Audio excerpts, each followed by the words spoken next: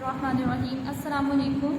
आज हम अपना लेक्चर स्टार्ट करते हैं क्वेश्चन नंबर 3 से। यहाँ हमें कहा गया है कि सिंप्लीफाई करें बाय कंबाइनिंग सिमिलर टर्म्स। एक जैसी टर्म्स को आप कंबाइन करके सिंप्लीफाई करें। आपने देखा होगा पहले जब हम क्वेश्चन करते हैं हमें जस्ट कहा जाता है सिंप्लीफाई करें, तो फिर हम देखते हैं जो कि उस पर कौन सा तरीका अप्लाई हो रहा है, जो मेथड हमारे लिए मोस्ट ईजीएस्ट होता है हम उसको पिक कर लेते हैं। बट यहाँ पे हम एक रिस्ट्रिक्शन गिवन है, उन्होंने कहा आप टर्म्स को कंबाइन करके सिंप्लीफाई करें। ठीक है, इसका मतलब है ये हमें एक रिस्ट्रिक्शन गिवन हो गई है कि हम लोगों ने क्या करना है, टर्म्स को कंबाइन करके ही उसको सिंप्लीफाई करना है। सो देखते हैं कि टर्म्स को कंबाइन करके कैसे सिंप्लीफाई करते हैं। फर्स्ट ऑफ ऑल, जैसे हमने लास्ट लेक्चर में किया था कि अंडर रूट के अंदर हमारे पास जो टर्म्स है जिनका हम एलसीएम ले सकते हैं, हम क्या करते हैं, उनका एलसीएम ले लेते हैं। 45 का एलसीएम लेते हैं 3,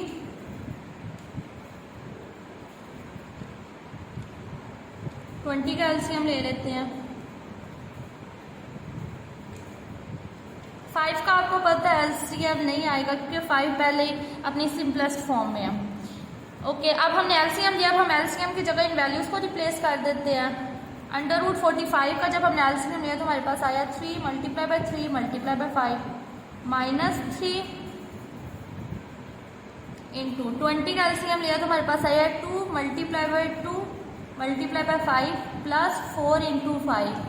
ये जो टर्म है ये मैंने इसको एज इट इज़ लिखा है, ठीक है, क्योंकि 5 का एलसीएम दोबारा वही आएगा।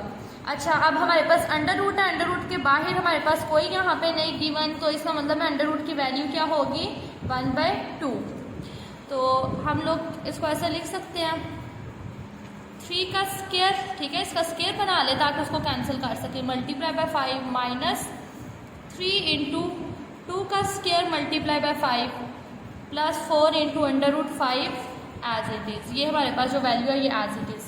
अच्छा, अब ये स्क्वायर को कैंसिल करके हम बाहर ला सकते हैं। आप डायरेक्ट यहाँ पे कर लिया करें, ठीक है, इस पर कोई रिस्ट्रिक्शन नहीं है कि आप अंडर रूट की जगह 1/2 जिससे हमने लास्ट लेक्चर में किया था वैसे ना करें।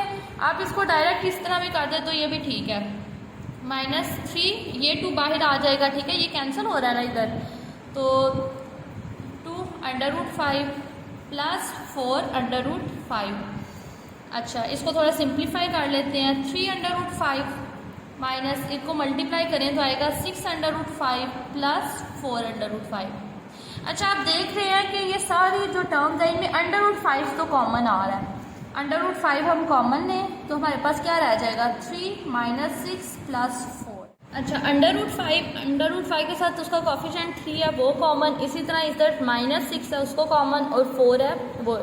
तो इसको फर्दर हम सिंप्लीफाई करें तो आएगा under root 5 into 3 minus 6 minus 3 plus 4, ये वाला 4 ये आ जाएगा 1 which is equal to under root 5। इसी तरह हम अब सेकंड पार्ट की तरफ मूव करते हैं। सेकंड पार्ट भी बिल्कुल सेम एज इट इज़ है, बस डिफरेंस ये है कि ये थोड़ा प्रीवियस पार्ट से अगर रिलेट किया जाए तो ये थोड़ा उससे कॉम्प्लिकेटेड है।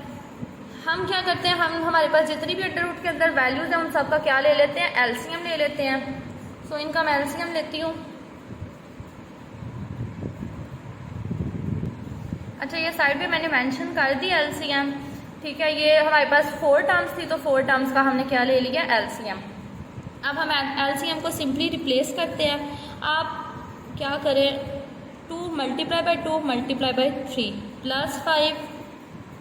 27 की जगह अगर एलसीएम उसका क्या आएगा 3 multiply by 3 multiply bye minus 3। 75 का जब हम एलसीएम लेंगे तो आएगा 3 multiply by 5 multiply by 5। Similarly under root 300 है हमारे पास तो आएगा 2 multiply by 2 multiply by 3 and multiply by 5। अब हम सिंपली क्या करेंगे, 2 इसको हम लिख सकते हैं 4 इंटू, आप कोशिश करें कि ये जो क्वेश्चन है इनमें सारे स्टेप करें, ठीक है, कोई स्टेप को आप डायरेक्ट करने की कोशिश ना करें। कि कुछ स्टूडेंट होंगे माइट भी वो ऐसा करें कि ये 2 का स्क्वायर है उसको डायरेक्ट बाहर ले जाएं, ठीक है। 2 स्क्वायर आप सारे स्टेप्स को करें। ये हमारे पास पेयर बन रहा है 3 square multiply by 3 minus 3 into 3 multiply by 5 का स्क्वायर प्लस 2 का square multiply by 3 multiply by 5 का स्क्वायर। यहाँ पे आपके पास ऑप्शन है कि यहाँ से आप डायरेक्ट कैंसिल करके बाहर ले जाए, ठीक है। या फिर अगर आप चाहें तो ये अंडर रूट की जगह 1/2 करें, सब पे सेपरेट अप्लाई करें, वो खैर इतना ज़रूरी नहीं करना, वो अंडरस्टूड है कि वो होगा, आप इसके बाद यही करेंगे। अच्छा, ये 2 बाहर चला जाएगा, 4 × 2 और अंदर आ जाएगा अंडर रूट 3 प्लस ये 3 बाहर चला जाएगा, ऐसे लिख लें, ठीक है। 5 × 3 under root 3 minus 3 × 5 under root 3। कुछ नहीं स्टेप में हो रहा, जस्ट जो हमारे पास स्क्वायर वाले फैक्टर्स थे उनको कैंसिल करके अंडर रूट के साथ बाहर ला रहे हैं। 2 × 5 अंडर रूट 3। आप देख सकते हैं कि अंडर रूट 3 तो सब में कॉमन है, इसका मतलब है अंडर रूट 3 को कॉमन लेते हैं,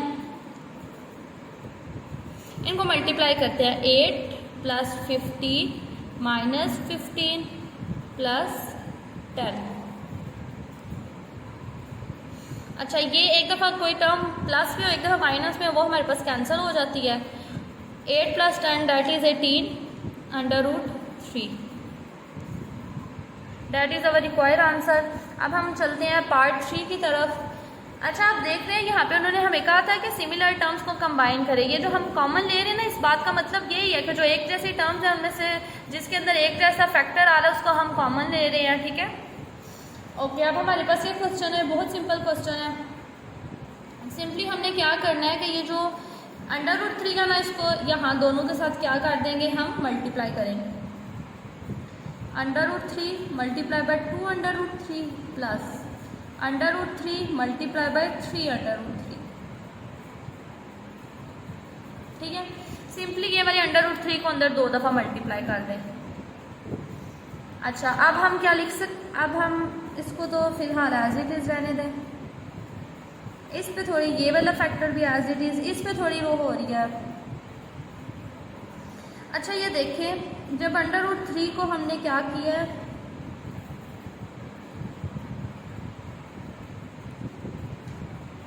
ठीक है, चलो एक दफ़ा एज इट इज़ लिख लें, यहाँ पे मल्टीप्लाई का साइन है। अच्छा, ये देखिए, ये एक टर्म हमारे पास ये वाली है, एक टर्म हमारे पास ये वाली है, ठीक है। ये आपस में मल्टीप्लाई हो रही है, साइन तो प्लस का ये है ना, इसका मतलब है प्लस से पहले एक टर्म है, प्लस के बाद एक टर्म है।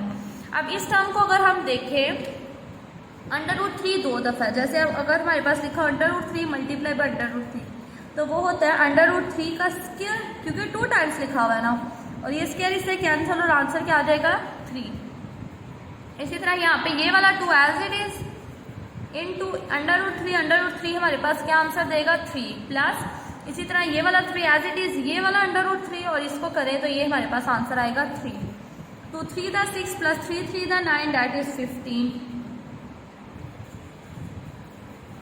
अब हमारे पास इस क्वेश्चन का लास्ट पार्ट है, इसमें भी सिंपली लास्ट वाले क्वेश्चन की तरह हम 2 के साथ मल्टीप्लाई करते हैं।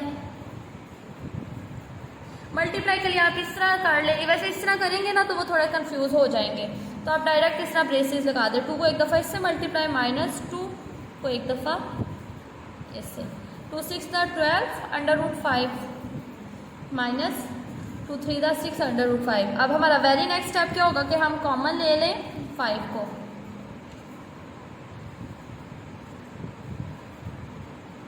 अंडर रूट 5 को अगर हम कॉमन ले तो हमारे पास रह जाएगा, ये देखें अंडर रूट 5 को हमने कॉमन लिया, यहाँ से अंडर रूट 5 तो कॉमन बाहर चला गया, ये रह गया 12 माइनस यहाँ पे रह गया 6। इसको फर्दर यहाँ पे इक्वल साइन यूज करनी है, ठीक है। फर्दर हम करें तो 12 - 6 दैट इज 6 अंडर रूट 5।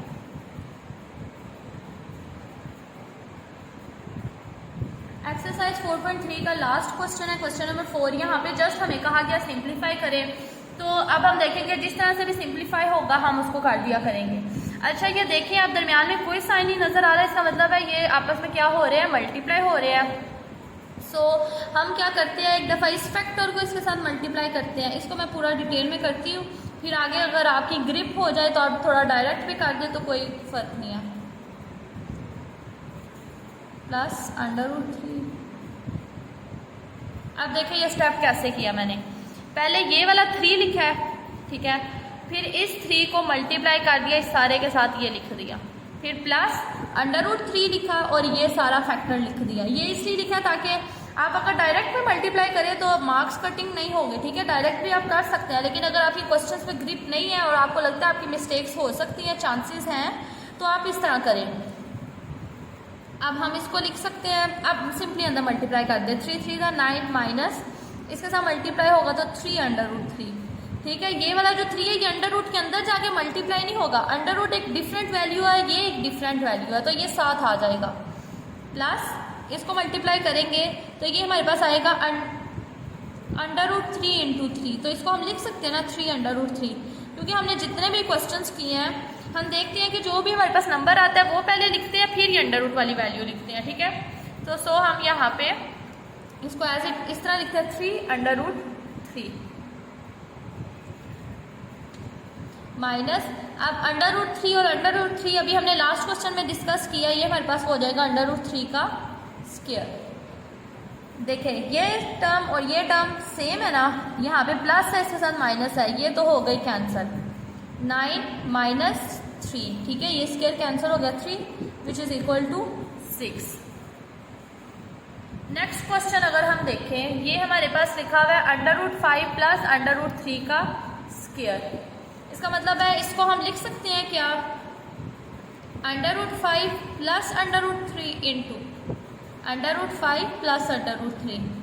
ऐसे हमने क्यों लिखा, क्योंकि लास्ट रो में क्वेश्चन था या फर्दर नेक्स्ट रो में क्वेश्चन दिया गया है। अब देखिए वहाँ पे इस फॉर्म में या फिर सिंपली मल्टीप्लाई करने में आसानी हो रही है, लेकिन ये है कि हम लोग यहाँ पे ना इस क्वेश्चन को दो तरीकों से लिख सकते हैं। एक तो आप इस तरह करके उसको मल्टीप्लाई कर लें, और एक दूसरा मेथड है मैं वो करती हूँ, और अगर किसी स्टूडेंट ने इस तरह भी करना हुआ तो वो वेरी नेक्स्ट क्वेश्चन जब मैं करवाऊंगी तो आप देख ले कैसे करना है। ये सेम जो लास्ट क्वेश्चन किया ना उसी की तरह, पहले अंडर रूट 5 को इन दोनों के साथ मल्टीप्लाई फिर उस तरह। अच्छा, अगर जो दूसरा मेथड मैं कह रही हूँ, अगर आप देखें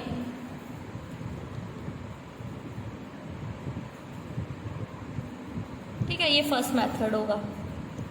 जो सेकंड मेथड है, एक क्वेश्चन को सॉल्व करने के काफ़ी ज़्यादा मेथड होते हैं ना, कोई यूनिक मेथड नहीं होता क्वेश्चन को सॉल्व करने का, काफ़ी मेथड से हम क्वेश्चन को सॉल्व कर सकते हैं। जो सेकंड मेथड है वो ये है कि अगर हमारे पास जो क्वेश्चन का एक्सप्रेशन है वो क्या इस फॉर्म का नहीं है, a plus B whole square, और ये फार्मूले से तो हम बहुत अच्छे से फेमिलियर है, हमें पता है कि फार्मूला क्या होता है, a square plus 2ab plus B square.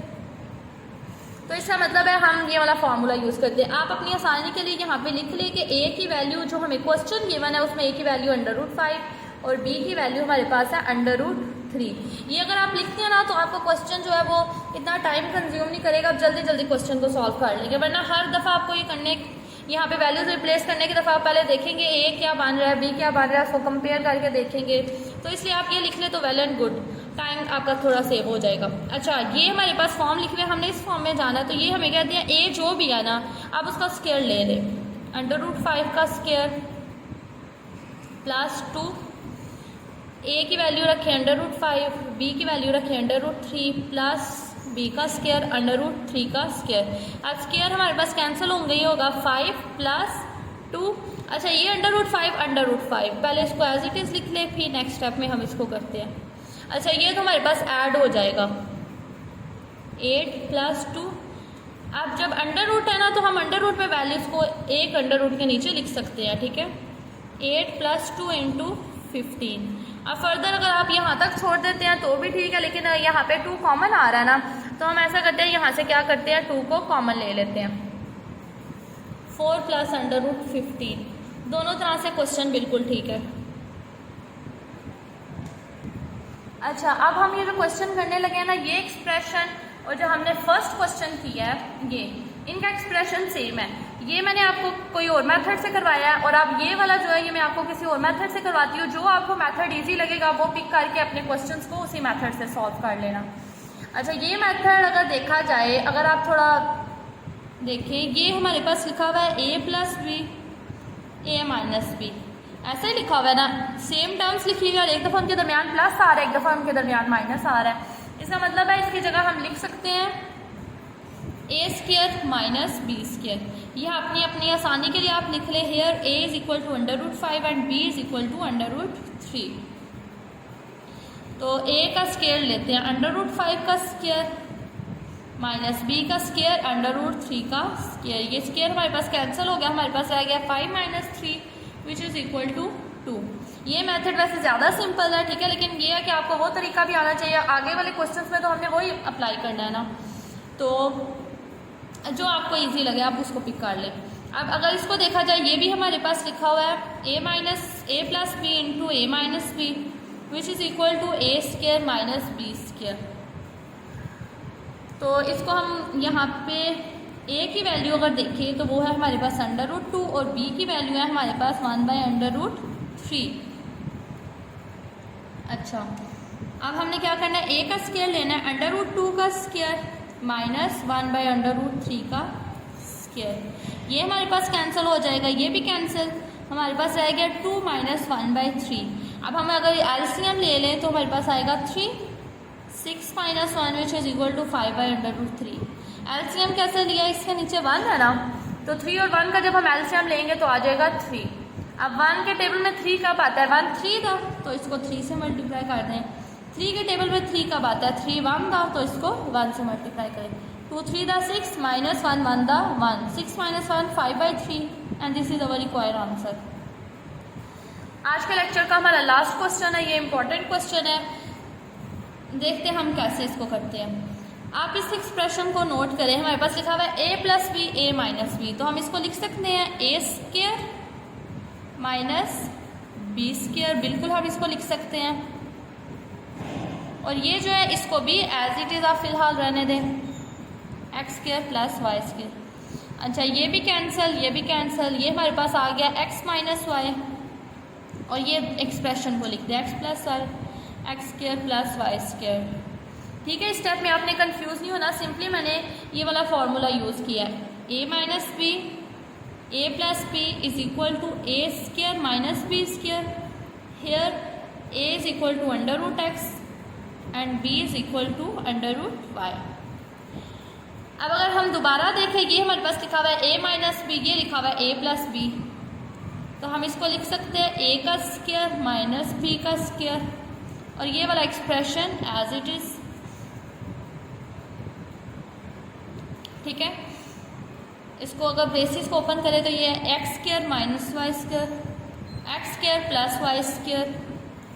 अब इसको दोबारा देखें तो ये है a minus B square A plus B square. यहाँ पे आप अगर देखें a की वैल्यू है एक्स स्केयर और b की वैल्यू है वाई स्केयर, तो हमने क्या करना है, a का स्केयर लेना होता है, तो x a की वैल्यू और उसका स्केयर माइनस b की वैल्यू और उसका square which is equal to x की पावर 4 माइनस y की पावर 4। क्वेश्चन बहुत सिंपल है, आपने नोटिस किया होगा ये वाला जो फॉर्मूला है हमने उसको 3 दफ़ा इस क्वेश्चन में अप्लाई किया। बाकी क्वेश्चन में कोई डिफ़िकल्ट स्टेप नहीं है, बहुत ईजी सा क्वेश्चन है।